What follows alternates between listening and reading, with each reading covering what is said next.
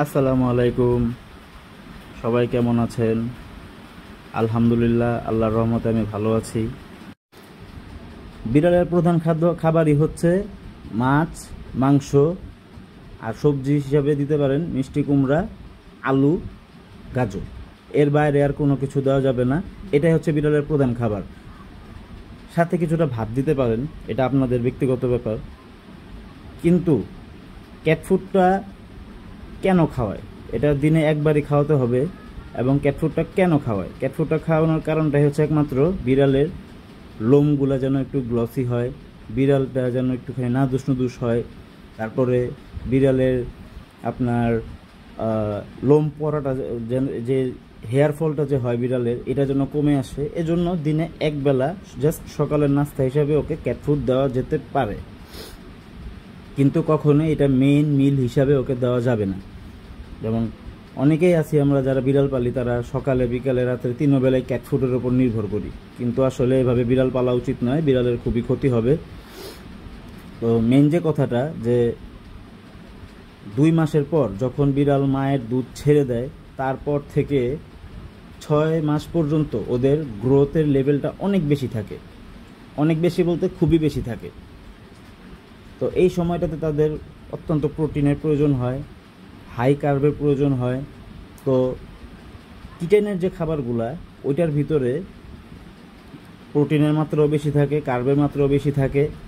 কিন্তু যখন একটা বিড়াল অ্যাডাল্ট হওয়া শুরু করে, যেমন 7 মাস থেকে পরবর্তী যে তাদের বয়সটা, ওই সময়টাতে তাদের খাবারে প্রোটিনের মাত্রাটা মডারেট করে দেওয়া হয়, কার্বের মাত্রাটা মডারেট করে দেওয়া হয়। সেই কারণটা হচ্ছে ওই সময় তাদের গ্রোথের প্রয়োজন নেই।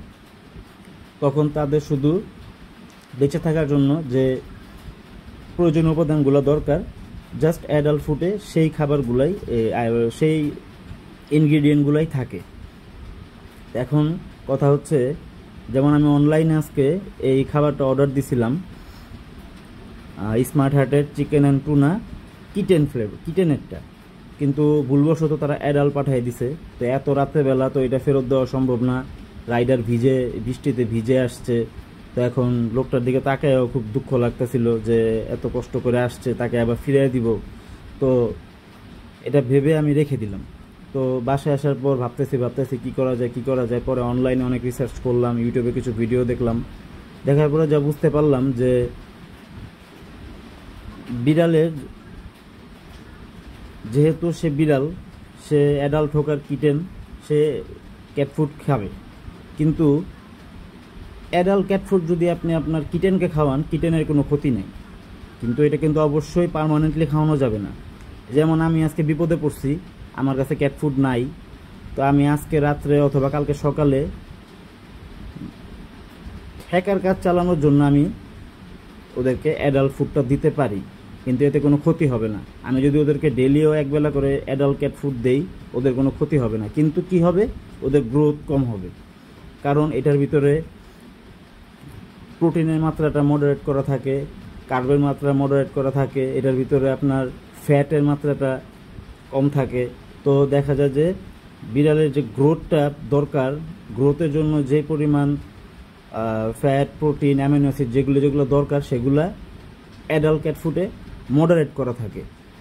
কিন্তু অন্যদিকে আপনারা যদি অ্যাডাল্ট বিড়ালকে কিটেনের খাবার দেন, তখন কিন্তু বিড়ালের কিন্তু অতিরিক্ত